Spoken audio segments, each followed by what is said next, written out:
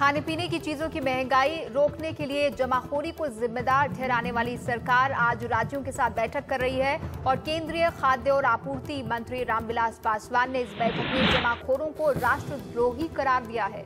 बेकाबू महंगाई पर काबू पाने के लिए सरकार ने अहम बैठक बुलाई है, जिसमें सभी राज्यों के खाद्य मंत्रियों को बुलाया गया है।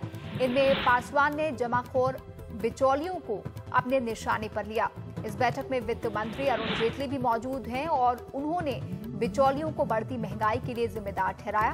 वित्त मंत्री ने कहा कि जिन चीजों की पैदावार इस साल अच्छी हुई है उनके भी दाम बढ़ रहे हैं, यानी कहीं न कहीं जमाखोरी हो रही है। जिन वस्तुओं की पैदावार अधिक है उनकी जब कीमतें बढ़ती हैं तो इसका मतलब बिल्कुल स्पष्ट है कि जो बिचौले हैं, इंटरमीडिएटरीज हैं, कहीं ना कहीं वो उस पैदावार को रख रहे हैं और इसलिए ये प्रशासन का या अच्छे शासन की एक परीक्षा होती है कि हम लोग उस पैदावार को उन बिचौलियों से कैसे निकालकर बाजार के सामने लेकर आए। एक महंगाई जो है तात्कालिक होता है, एक दूरकालीन दीर्घकालीन होता है। हमने पिछले 15-20 साल का आंकड़ा देखा है।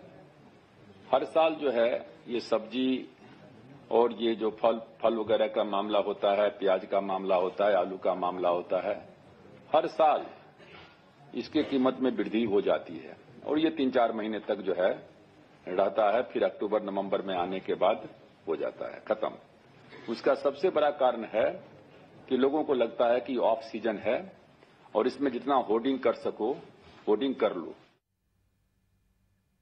और क्या कुछ कहा है सरकार की तरफ से इन मंत्रियों ने इस अहम बैठक में? इस पर बातचीत के लिए हमारे सहयोगी हिमांशु शेखर जुड़ रहे हैं, जो कि इस बैठक पर नजर बनाए हुए हैं। हिमांशु, यहाँ पर दो अहम बातें इन दो अहम मंत्रियों ने की है कि जिन चीजों की पैदावार अच्छी है उनके भी दाम बढ़ रहे हैं। पासवान कह रहे हैं कि जमाखोर राष्ट्रद्रोह का काम कर रहे हैं।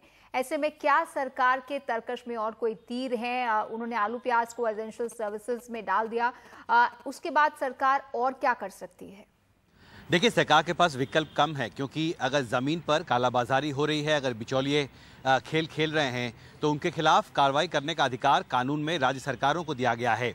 इसलिए ये जो पूरी कवायद है बैठक की, उसमें उसके ज़रिए केंद्र सरकार जो है वो राज्य सरकारों की जवाबदेही तय करना चाहता है।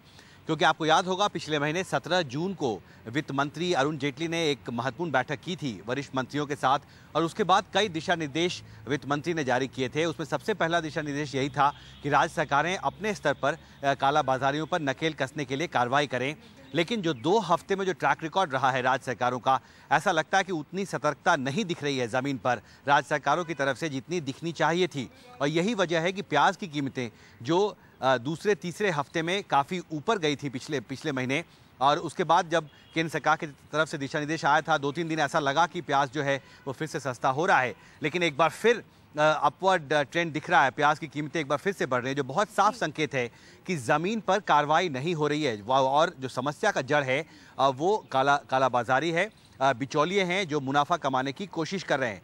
अब सवाल ये उठता है कि जब केंद्र सरकार पूरी तरह से आश्वस्त हो चुकी है कि समस्या महंगाई के पीछे सबसे बड़ी वजह, मुख्य वजह कालाबाजारी और बिचौलिए हैं, तो उनके खिलाफ कैसे कार्रवाई हो, कैसे निपटा जाए। अब तक जो ट्रैक रिकॉर्ड रहा है राज्य सरकारों का पिछले 10 साल में, रिचा, उससे बहुत ज़्यादा उम्मीद नहीं करनी चाहिए, क्योंकि सवाल सरकारों का नहीं रहा। यूपीए सरकार को भी समय समय पर महंगाई से जूझना पड़ा था। आपको याद होगा, पिछले साल दिल्ली में चुनावों से पहले भी प्याज की कीमतें बहुत बढ़ी थी और इसी तरह के दिशा निर्देश यूपीए सरकार की तरफ से जारी किए गए थे, लेकिन ज़मीन पर कोई कार्रवाई नहीं हुई। और मुझे लगता है वही चुनौती, वही समस्या से अब एनडीए सरकार को जूझना पड़ रहा है, क्योंकि जो खामियां हैं व्यवस्था में राज्य स्तर पर ज़मीन पर, वो जब तक दुरुस्त नहीं होती हैं तब तक पॉलिसी डिसीजंस लेकर और दिशा निर्देश और एडवाइजरी जारी कर आप इस समस्या से नहीं निपट सकते। रिचा, शुक्रिया आपका इस पूरी बातचीत के लिए। समस्याएं पुरानी हैं, उन्हें सुलझाने का ढंग पुराना है, इसके चलते नतीजे नहीं मिलते और यही हो रहा है जरूरी खाने पीने की चीजों के दामों को लेकर।